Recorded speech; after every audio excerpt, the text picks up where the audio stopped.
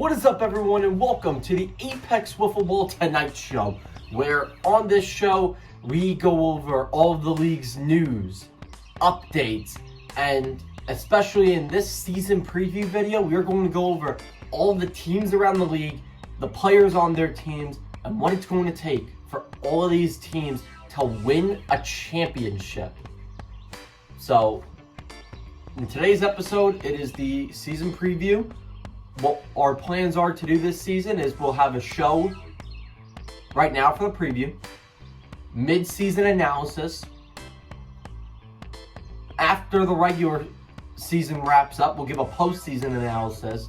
And then after the postseason wraps up, we'll give a full season analysis.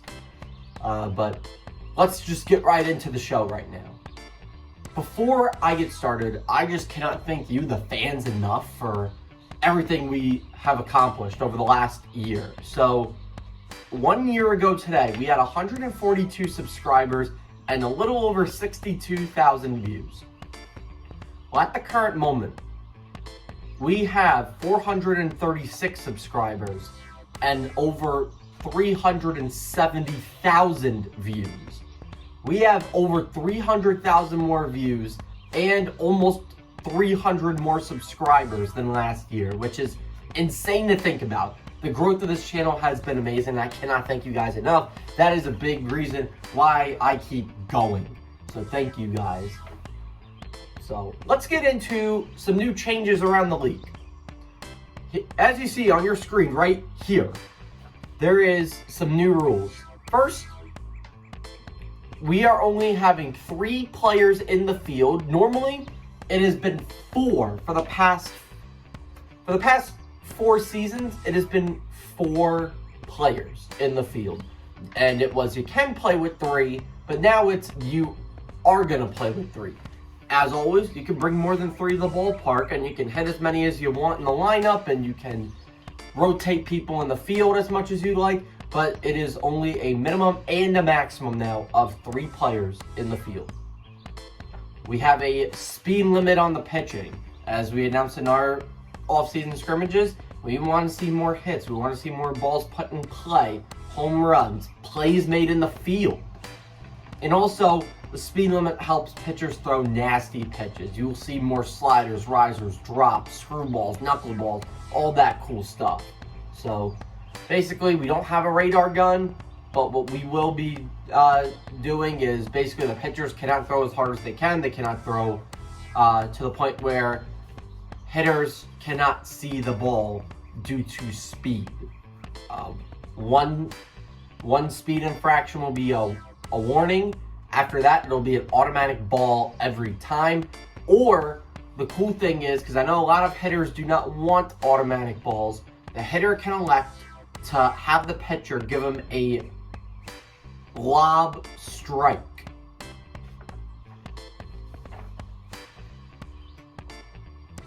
Anyhow, besides that, we're basically going back to 2022 rules. We're going back to our smaller strike, our wiffle ball size strike count instead of the blitz ball strike zone, which was significantly bigger. And we're also going back to 5 balls per walk. I saw in the all-season scrimmages there were a lot of walks. So we are adding that extra ball so that way the pitchers can have a little room before they give up a walk. So not only are we changing rules in the game, I am changing the video format. So last season and years past, you would see all of game 1 happen on like Thursday, and all of game 2 happen on Saturday. Well, now what we are going to be doing is you will see both games in one video on Saturday at 4 p.m. And the only thing you will be seeing gameplay-wise is the last pitch of the at-bat. I get it. It is very hard to watch a full 15-minute wiffle ball game with a bunch of filler of balls and strikes that ultimately do not impact the result of the at-bat. So that is why the only things that you will see gameplay-wise is strike 3, ball 5, or the ball put in play. And as we have been doing the last few weeks, The videos will be uploaded at Saturday at 4 p.m. Eastern Standard Time. So now let's get into some news around the league. So last season we had 4 teams. This season we actually have 5, but 3 expansion teams, only 2 returning. So that means 2 of our teams are leaving the league. One team that is that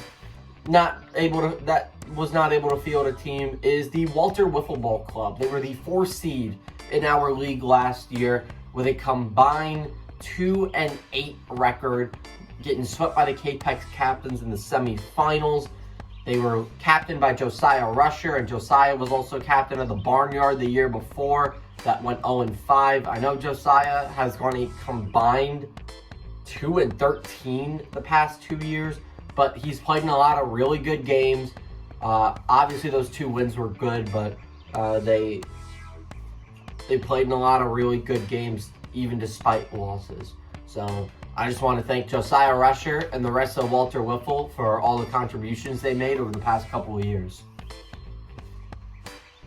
The other team that is unfortunately not able to field a team, and this one really breaks my heart. As much as I would have loved Walter Wiffle to come back, it just breaks my heart that the Capex Captains are unable to return, since they are the defending champions, and I would have loved to see them defend the title. Unfortunately, the captain and current MVP, Rookie of the Year, and Cy Young Award winner Jake Busek, he's injured at the current moment and wouldn't even be able to swing a bat until like late July and August, and the season may or may not even be over by then, and he can't throw at all. Jack and Nathan, I know, are playing some travel baseball. Nathan Bunch is actually a D1 college baseball commit, so huge congratulations to him. Jack Snipes has had a really successful high school baseball season. He had 200 career strikeouts on varsity, which huge congratulations to him as well. Noah Sides, I know he's going to be working a lot this summer from what I've heard. So unfortunately, the Capex Captains were unable to field a team. We'd love to have him back. So only thing left to say is thank you to the captains. But like I said last year, when the Gentlemen left the league and we used Pine Tar left the league, that just gives us a lot more opportunities for a new star to be born. So without Jake and Jack coming back, we are going to have, first of all, without the Capex Captains coming back, we're going to have a new division champ and a new champion. We are going to have a new MVP, a new Cy Young, a new Silver Slugger, and obviously a new Rookie of the Year. And we actually have a really stacked rookie class, so I'm very much looking forward to this rookie class. But anyhow, let's get into some of the current stuff of what you are going to see this season. So right now, I'm going to jump into a little segment called Keys of the Game. So I will be doing this in the pre-show every game and saying the keys of the game for both teams throughout the season to win the series. But in this segment right now, I'm going to be giving you guys the keys to the game of what it's going to take for all these teams to win a championship. I got 5 keys to the game. 2 are related to hitting, 2 are related to pitching, and 1's related to fielding. So first, the team that's going to accumulate hits. Obviously, you can't score without getting hits, getting on base, and driving in runs. There have been a lot of scenarios, and I've even experienced them on my team, where we get guys on base, but we can't drive them in. So every team is going to need that guy to drive them in. So hits and driving in runs. That's 2.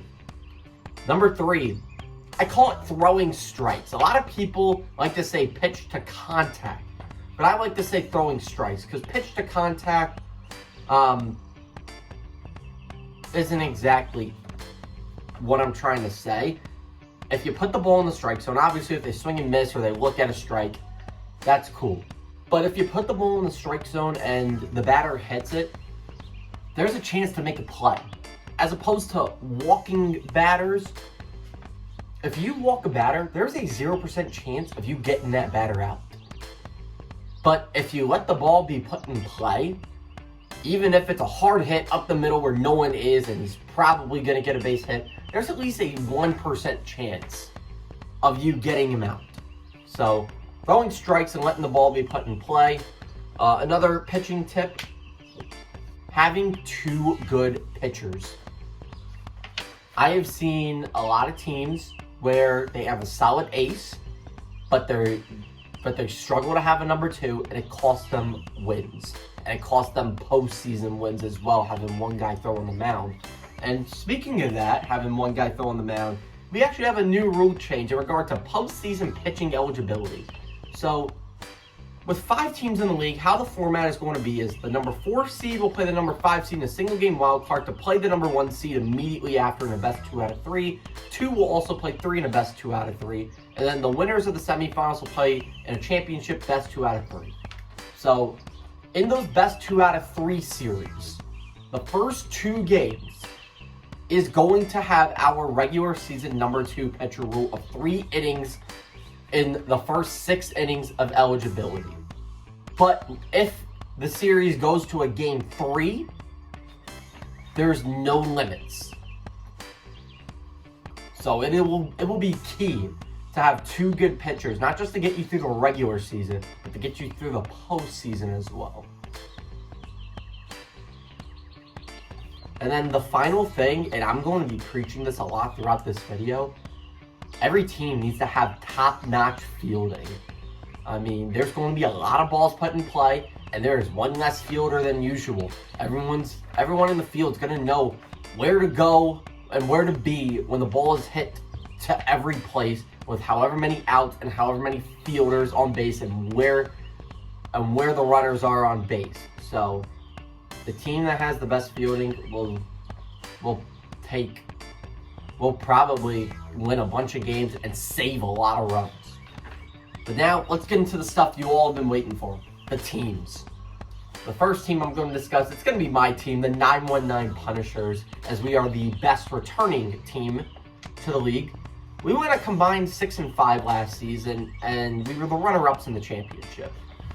It has been a tough few years for the Punishers. I mean, in 2022, when we first created the 919 Punishers, we had a regular season 500 record and then lost in game 3 of the semifinals.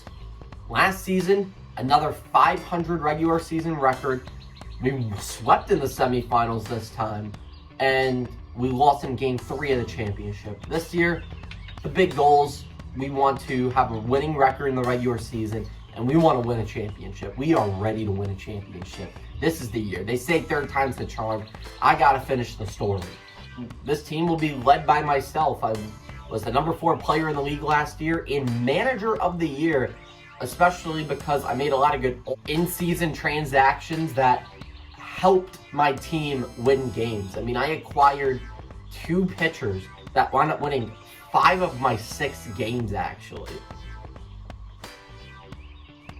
But myself, I played in 8 games last season and had 9 hits and 29 at-bats, which the 9 hits were tied for 2nd in the league. I had a .310 average, which was the 4th best in the league. Only 1 home run, which is a little disappointing for myself, especially having seasons past where I've had 13 home runs and 6 home runs. I hit 7 RBIs, which was tied for 4th in the league, a 9-15 walk-to-K ratio, which was a lot better than what I have done, actually. A 474 OBP with a 414 slugging creates an 887 OPS, which that OPS was the 5th best in the league. Pitching-wise, I didn't really have my best season pitching in the YouTube era. I pitched in 4 games. 3 of them were complete games, but all 4 of them were starts. And in 11 1/3 innings of work, I had a 1-2 record, gave up 12 earned runs, had a 3.18 ERA on the mound, which in that season, which was a very pitchers-friendly season, all of our top 5 pitchers had less than a 2 ERA, and I had above a 3. And in the season before, where it was more of a hitter's season, I had like a 2.08 ERA. So I have been working on my pitching, and I'm definitely going to be back at it. It's going to be a toss-up of if I'm going to be the ace or the number 2, depending on who does show up and who is on the team, which I will get into that when I discuss my teammates. But anyhow, I actually threw 27 strikeouts last season, which was the 3rd best in the league. Gave up 11 hits, 20 walks, and 9 of those walks were in one game. So if you take away that one game, I didn't walk that many batters. But that all accumulated for a 2.735 whip, which was one of the highest in the league. So some extra notes about myself, actually. I'm on the verge of breaking a couple league records. First of all, we didn't keep any stats in the 2021 season, so I have no idea how many hits I had in 2021. The only hits I know are my Winter League, my 2022, and 2023 hits. But our MVP of 2021, Aiden Southpack, kept his own stats, and he had 38 hits in that one season. And I currently am 3 hits to break in the record. I have 36 career hits in just those 3 seasons. I know for a fact I have a lot more because I had 13 home runs in 2021. But to officially say that I have recorded the record, I need 3 hits to say that I have the most hits in Apex Wiffle history. Another record that I am actually not that far away from breaking is the career strikeouts record. I'm only 14 away from breaking John Canair's career strikeouts record. And last season I had 27 strikeouts. In the season I pitched the least, which was the Winter League, I had 21 strikeouts. So the way I have been on pace for, I am bound to break the strikeout record. That would be a great accomplishment, especially after my first season. I'll be honest, you guys didn't really see my first season. I wasn't all that good of a pitcher, and I was thinking of solely becoming a DH in that moment. But thank God I kept at it, and I've felt really good on the mound ever since. But speaking of DH, I'll be honest, my fielding was not that good last season. I had 3 putouts, 3 assists, and 3 errors, which is a 67% fielding percentage. So, and I have a lot of guys on my team that are great in the field. So I want to give them the reps. So if I'm not on the mound, you will more than likely not see me in the field. So that'll also, I feel like, help me with my hitting. I have won 2 Silver Slugger awards in the 2021 and 22 seasons, and I was a Winter League Co-World Series MVP, and this season I want to turn that into a regular season MVP. And I think I have what it takes to do that. And I think I have the team that it takes for me to get to the World Series. And that is because I have re-signed the guy who I picked up in the middle of the season last year that helped us to get to the championship game, and that is Owen Chittister. He was our number 5 player in the league last year, and it was mainly only because he only played in 4 games. If he played a full 8 games, I think Owen would probably be a top 3 player, if not better. But in those 4 games, Owen went 3 for 16 up at the plate, which is a 188 average.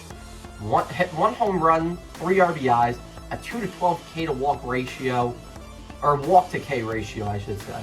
A 278 OBP, 375 slugging, which accumulated for a 653 OPS. That was very unlike Owen, because in his last 2 seasons, in the Winter League, he hit 317, and in the 2022 season, he had a 367 average, which he won a Silver Slugger in the Winter League, actually. But the thing with Owen is, and you guys can see this in the videos if you watch the beginning of the Winter League, in the beginning of 2022, he usually starts off a little slow. But by mid-season, and especially into the postseason, Owen has the feel for the game and is killing the ball. But unfortunately, with him only playing 1 regular season series and then hopping right into the postseason, he really couldn't get that feel. And he did go up against some good pitching. He went up against Brendan Fletcher twice in the postseason, and he went up against Josiah and Ben Brockman in the 1 regular season series he played. So it was not the best of luck for Owen up at the plate. But pitching-wise, Owen was one of the best pitchers in the league. He was our runner-up for Cy Young, and he only threw in 3 games. So in those 3 games, he had 2 starts, 2 complete games, 2 shutouts, and a no-hitter. And in 7 innings of work, he had a perfect 3-0 record and didn't give up a single run, which his ERA was tied for the best in the league with Jake Busek. And the season before, he had a .32 ERA, which was the best in the league. So the last 2 seasons, Owen has either been the leader in ERA or tied for the leader in ERA. He struck out 20 batters. Out of 21 batters, he got out. And the one that didn't strike out, it was a line drive right back at him that he caught. So Owen was involved in all of his outs. He gave up 1 hit and 2 walks, and all of those were actually in 1 game. He had a .429 whip, which is the best whip in the league. So Owen is hands down one of the best pitchers in the league. But the thing with Owen was he was throwing insanely hard because we had that bigger zone. He is going to have to slow up, but I know he knows how to throw his drop ball, his riser. I can always teach him a slider or another pitch. So I think Owen, honestly, will still be good on the mound despite the speed limit. But I will say this. His fielding has been amazing. In his career, he has made 14 putouts, 7 of which were at third base, while only making 2 errors. So 7 putouts for every error made. That is awesome, especially in this league. And those stats definitely helped him to win a Gold Glove in the 2022 season. And he's actually tied with Brendan Patience for the most putouts at third base in Apex Wiffle Ball history. So could he make a couple plays at third base and hold the record by the end of the season? Some notes to make with Owen. So Owen is actually only 2 wins on the mound away from tying the league record for most wins on the mound. So we'll definitely see if Owen can break that record. However, Owen could miss time due to a busy summer. So that may or may not hurt the 919 Punishers in the long run, but as much as I think Owen is a boost to our team, I think we do have the team that we will be just fine in his time where he may need to take a few games off due to his work life. But besides myself and Owen, I have 2 other guys coming back. I have Matthew Hensel and Will McFadden coming back. 2 key guys that are going to be huge factors in the lineup and in the field. Matthew Hensel, he missed majority of the 2023 season due to an injury. And in the only 2 games he played, he went 0 for 5 with a walk, and one of the outs he made was a reach on error. So he put the ball in play, but didn't record a hit in the 2 games he played. But in his career, he has made a great career for himself. In 20 games, he has gone 23 for 67, which is a .343 average. In those 20 games, he has 4 home runs. But in his total career, because he hit 5 home runs in 2021, he has 9. So once again, Matthew Hensel, 1 home run from hitting number 10. And this is going to be the year he does it. I know he will. If he's at the ballpark on a regular basis, I know he can do it. But anyhow, he's had 24 career RBIs, a 25-35 walk-to-K ratio, which is actually pretty solid. A 522 OBP, 522 slugging, which accumulates for a 1.044 OPS. Matthew Hensel is also very solid in the field, making 10 putouts, 2 assists, while only making 3 errors. So, like I said with Matt, solid fielder, great with the bat, on the verge of 10 career home runs. I mean, he won a Winter League Silver Slugger, so that was huge for him. Another guy that's rejoining the team is Will McFadden. He played in 4 regular season games last season, going 2 for 12 with a 167 average, 5 RBIs, but a 9-10 walk-to-K ratio, which is huge. That accumulated for a 524 OBP, which is actually the 3rd best in 2023 in the whole league. Will also had a great off-season scrimmage where he went 2 for 2 with a home run, drew 6 walks, and accumulated for 6 RBIs in that scrimmage.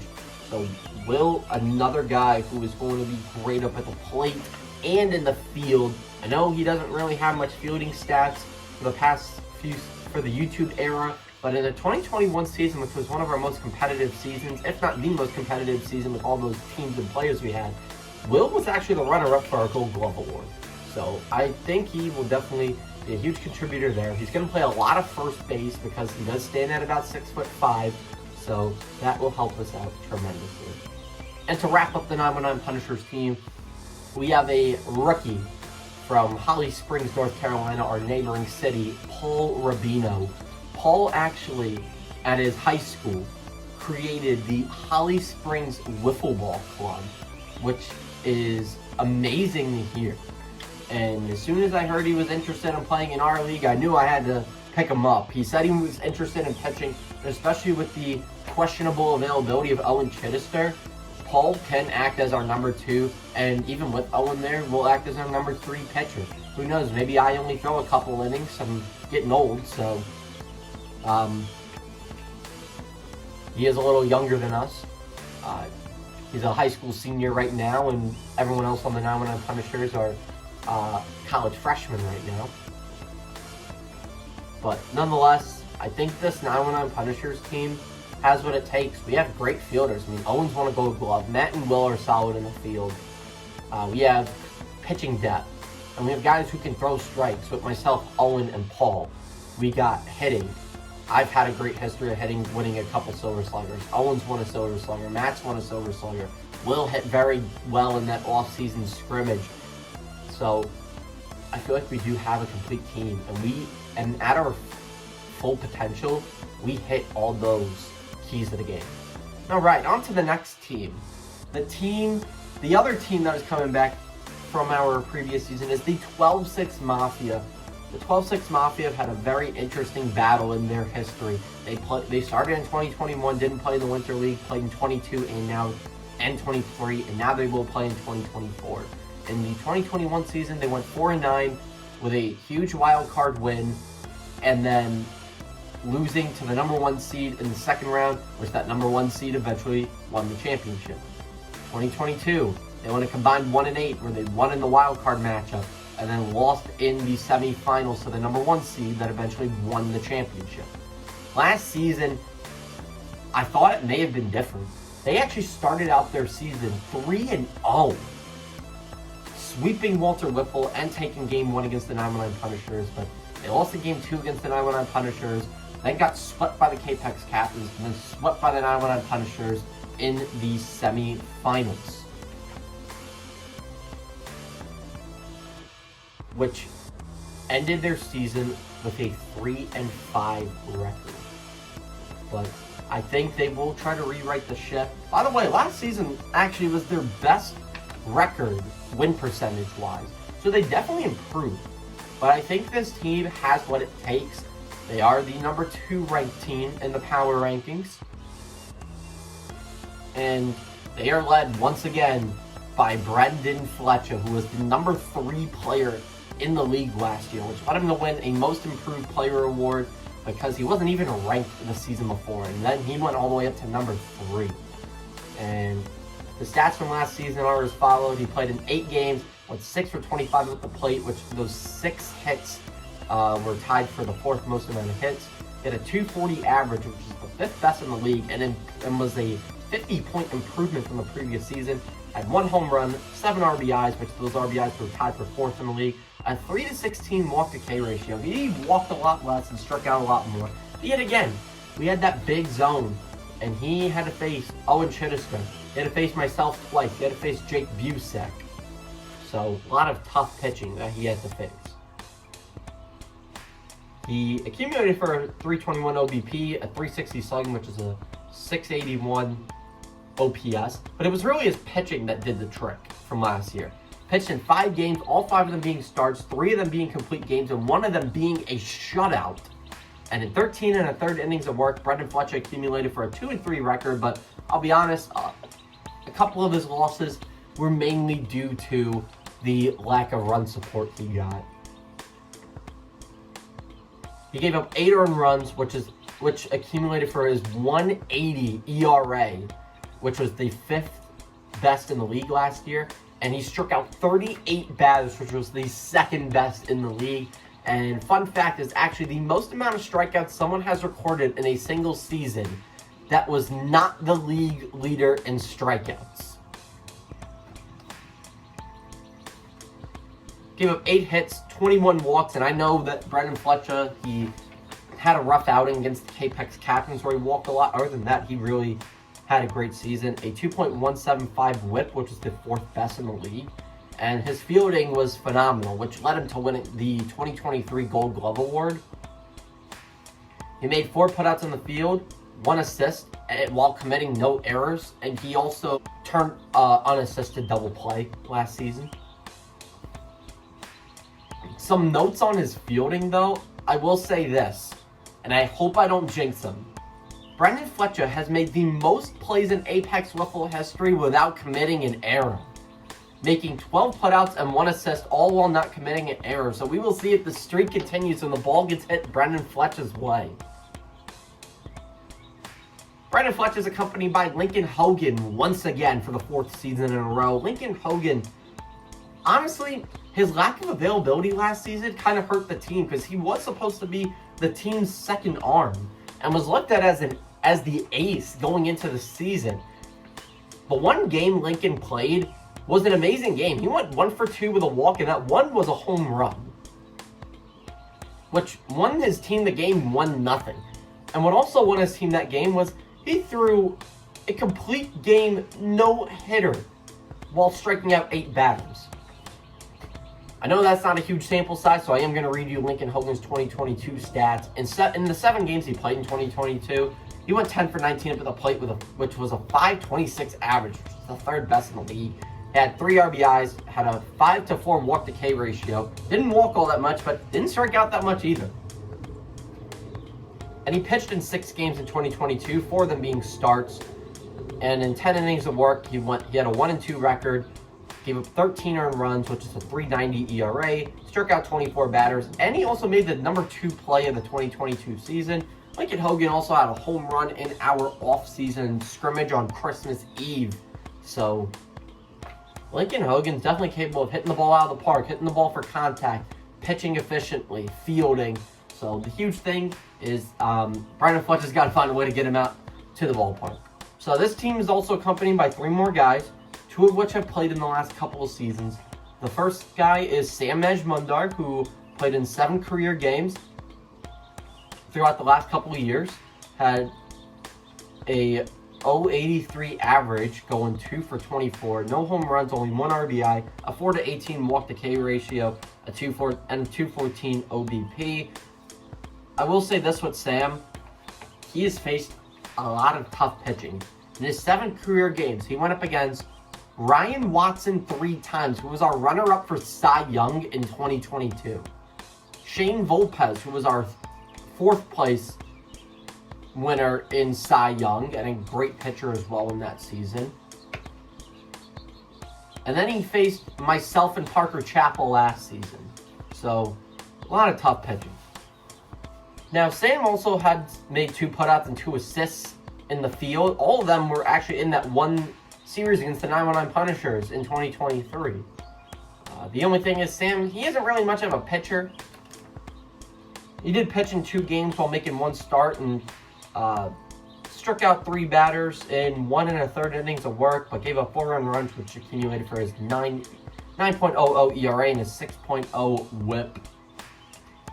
So, Sam, I think he will have a lot of improvements going up against some more pitching that isn't as talented, and going up against pitching that is speed restricted. Another guy who I think will benefit from this is Marcus Graham. He played in 2 games. It was against the Apex Captains, though, so he had to face Jake Busick and he had to face Jack Snipes. He went 0 for 5 with 1 walk and RBI while striking out all 5 of his outs. But Marcus Graham's a very talented hitter. He's actually committed to NC Westland for baseball and is one of the best leadoff hitters in the Southern Wake County Athletic Conference. So I think Marcus Graham will have a lot more of an improved season up at the plate, not seeing as fast of pitching and being able to hit the ball He did play in our 2021 season for a few games. I don't really remember how he did, but I know he was there. One thing that really stuck out to me in that series against the K-Pex Captains, though, from Marcus Graham was in the matter of 2 games, Marcus actually made 4 putouts in the field. He took charge in that field, and especially in a season where you need good fielding, he is going to be a huge contribution to this team. Pitching-wise, I don't know if he'll see the mound. He pitched in 1 game in relief for Brendan Fletcher, where he threw 1 1/3 innings, struck out a couple batters, but gave up 4 earned runs, which is a 9.0 ERA, gave up 1 hit and 5 walks, and a 4.500 whip. So I really think it is going to be just Brendan Fletcher and Lincoln Hogan on the mound, and that's what they're going to need. But their 5th guy in the lineup is a guy I'm very excited to have back at the ballpark, and that is Austin Wareham. Austin has not played since our 2021 season, and Austin is just a great guy to have around. Obviously, we don't have exact stats on him, but the game of Austin's life is actually on our Instagram. Go check it out at Apex Wiffle _league on Instagram. Give us a follow if you haven't already. So, Austin Wareham did not hit a home run all regular season. He played in a lot of regular season games. But then, come the playoffs in the wild card matchup, Austin hit 3 home runs in 1 game. It was absolutely insane. I was so happy for him. And hopefully, that's what it takes for him to help out this team. Hopefully, Austin can hit some more home runs. Lincoln can hit some more home runs. Brennan can hit some more home runs. The main weakness this team has had the last 2 seasons is lack of run support. The last 9 innings of the 12-6 Mafia's season last year, they put up 0 runs. So, they're going to need to put up runs, but these guys definitely have the pitching and the fielding to win a championship. And I honestly do think they have the hitting, especially with the speed limit. So the 12-6 Mafia have the 2nd best odds to win a championship. Now, let's get into the expansion teams. So, we have 3 expansion teams, one of which I'm ranking number 3. And that is a team full of veterans who have played 2 or less games in the 2023 season. A lot of them making their returns to the league. And this team is known as the Busters. The Busters are actually captained by Ryder Shaw, former member of the 919 Punishers and member of the Zoo. And in those 12 games he played in the Winter League and 2022 season, he went 30 for 54 at the plate, which is a 556 average, which is actually the 2nd best average in league history behind Aiden Salpeck's 704, which will probably not be touched. Did hit 3 home runs, 24 RBIs, a 10-16 walk-to-K ratio, a 625 OBP, 759 slugging, which is a 1.384 OPS. Now, one thing I do want to get straight. Now, obviously, we do have the speed limit, so Ryder could very well go on a tear again. But Ryder really had 2 games where he padded his stats, and they were against 2 teams that didn't win a single game all season. It was the Winter League game against the Ducks and the 2022 Game 2 against the Barnyard. In just those 2 games, he went 7 for 18 at the plate, which is a 944 average.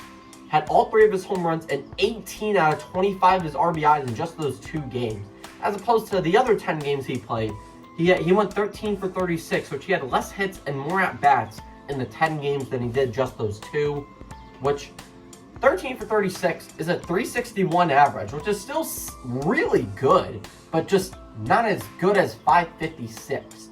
Didn't have a home run in those 10 games and had 7 RBIs in those 10 games. So Ryder still has solid numbers, but they aren't as high as what they are if you take out those 2 huge games. One thing about Ryder's hitting as well, he is on the verge of running up in the hits record. So as you see on the chart here, Aiden Salpeck had 38 hits in his 1 season. I had 36 hits in my last 3 seasons. So I'm only a few from breaking the whole record. Ryder has 30. So with at least 8 hits, Ryder can be tied for 2nd, if not better, with at least 8 hits this season. Ryder is also on the verge of another record which is a fielding record of putouts. I am currently the career putouts holder with 23, and Ryder is right behind me at 22. So the big thing though with Ryder's probably going to play in the field at all times. As like I said, he made 22 career putouts, 2 assists while making 4 errors. So I'm probably not going to play in the field at all times. So unless I just make a crazy amount of putouts on the mound, there is a good shot that Ryder Shaw will hold the league putouts record by the end of the season. Ryder may probably be the number 2 pitcher on this team. He has pitched 4 career games, 3 of them being starts and 2 of them being complete games. And in 6 1/3 innings of work, he had a 2-1 record, giving up 6 earned runs, which is a 2.84 ERA, which is actually not bad. He had 10 strikeouts, and gave up 5 hits and 12 walks, which accumulated for his 2.684 whip. The big thing with Ryder, though, if he does step back on the mound, he's got to limit those walks and put the ball in the zone and let them put the ball in play. Like I said, you walk a batter, there's a 0% chance that you get him out. He's going to first base no matter what.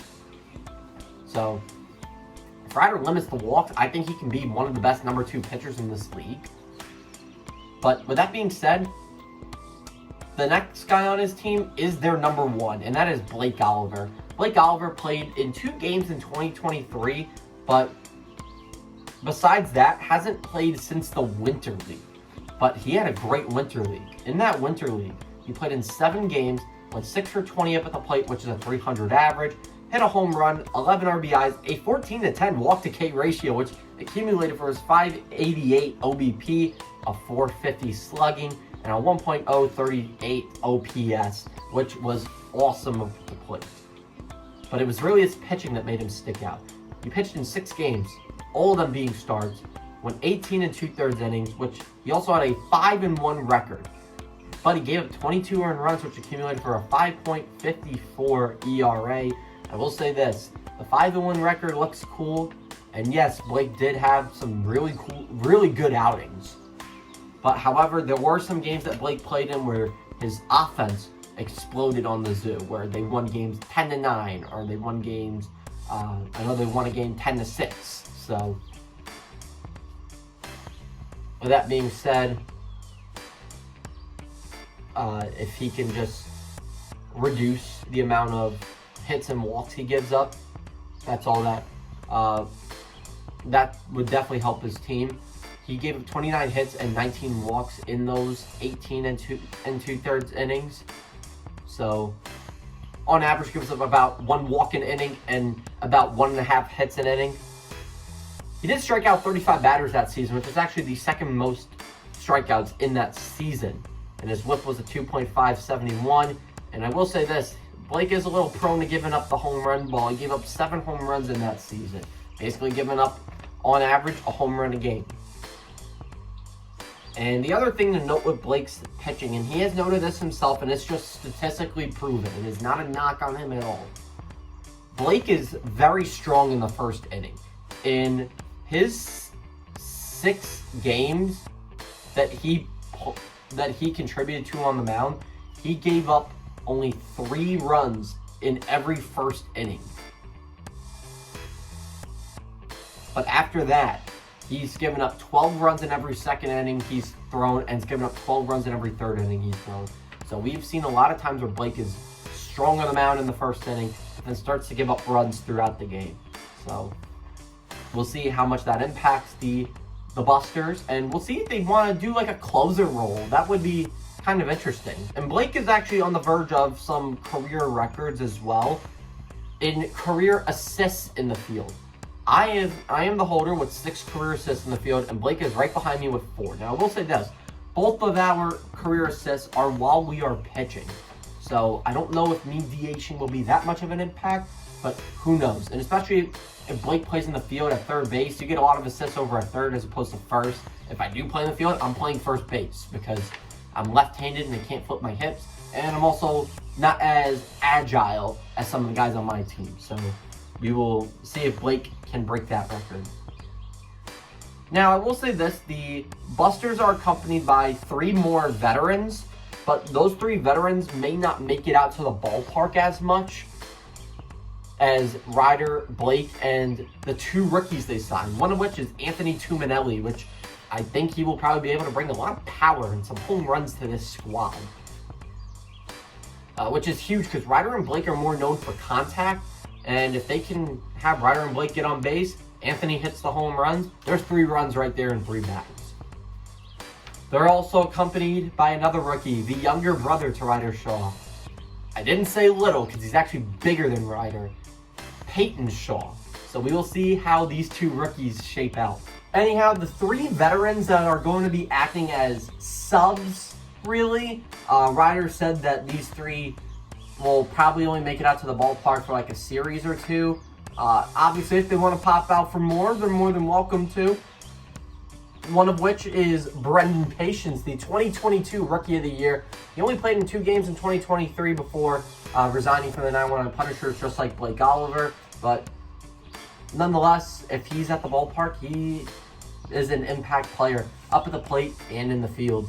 I mean, in that 2022 Rookie of the Year season, Brendan played in 9 games, went 12 for 34, which was a .353 average, had 3 home runs and 14 RBIs. A .425 OBP, a .618 slugging, a 1.043 OPS. And by the way, that was with him not recording a hit in his last 5 games. The other veteran to note is Chris Angelillo. He has not played since the Winter League, which his last Winter League game was January of 2022. Nearly 2.5 years since he has played wiffle ball. In those 2 Winter League games, he went 1 for 4 with which is a .250 average. Didn't walk at all, struck out the other 3 at-bats, made 2 putouts and an error in the field over at first base, and he did hit a few home runs in the 2021 season, including a home run in the wild card playoff against the 12-6 Mafia. So, we'll see how Chris does when he does pop out to the ballpark. Then the other veteran, it's Kyle Scofani.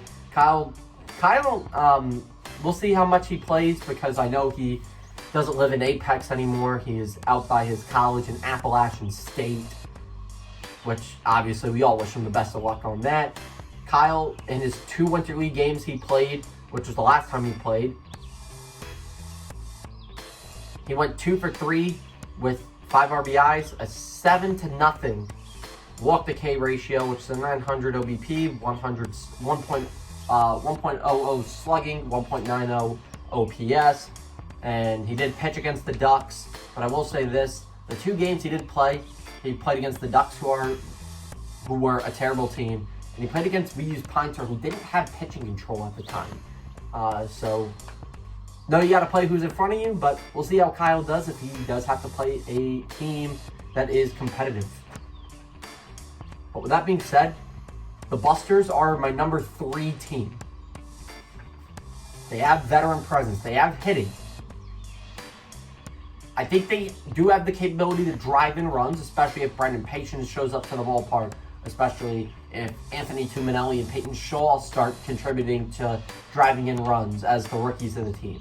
And I think they have solid fielding. Blake and Ryder are solid in the field. They can always teach Anthony and Peyton how to field.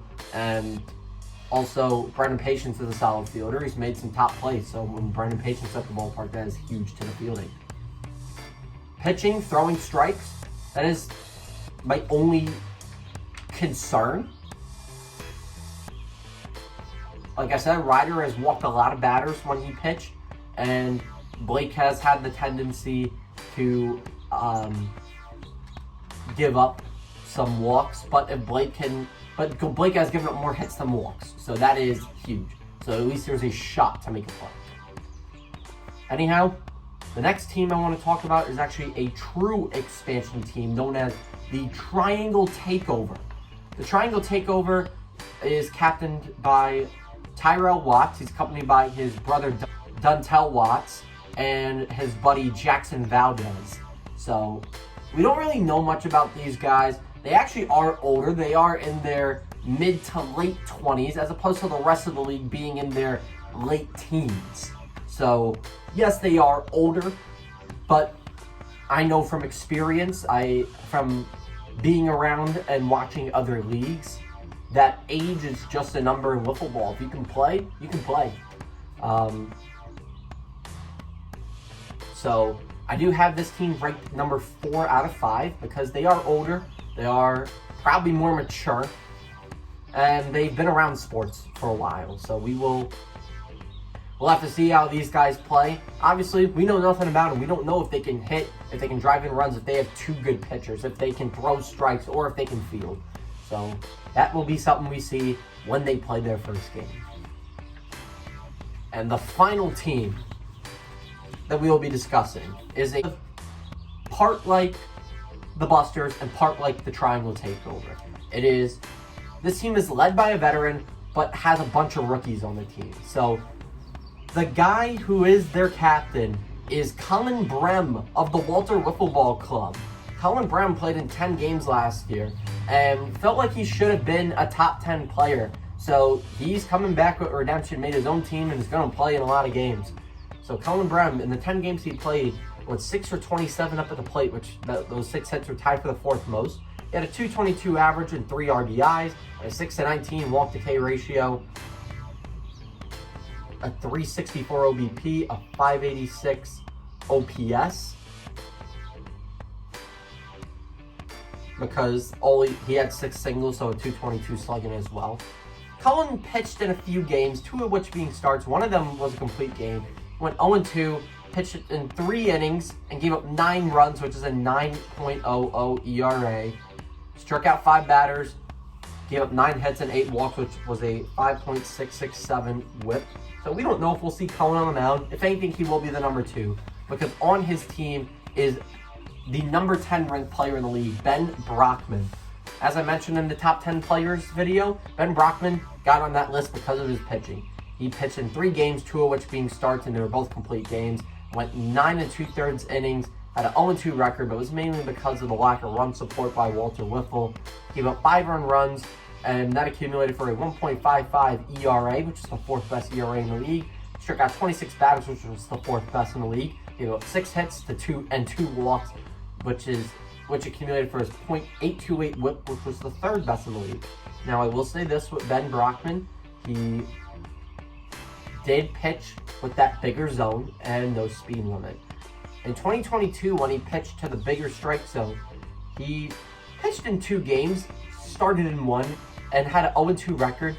Only pitched in 2 innings, gave up 6 earned runs, which was a 9.00 ERA.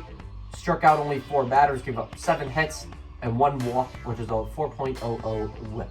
So the big thing with Ben Brockman was, even if you look at his 2022 stats when he was pitching to the big zone, he was giving up a lot of hits. So that's room to work with. At least he isn't walking the ballpark. But nonetheless, Ben Brockman had a solid, really good season up on the mound. But up at the plate, he didn't record a single hit in 8 ABs and only drew 1 walk.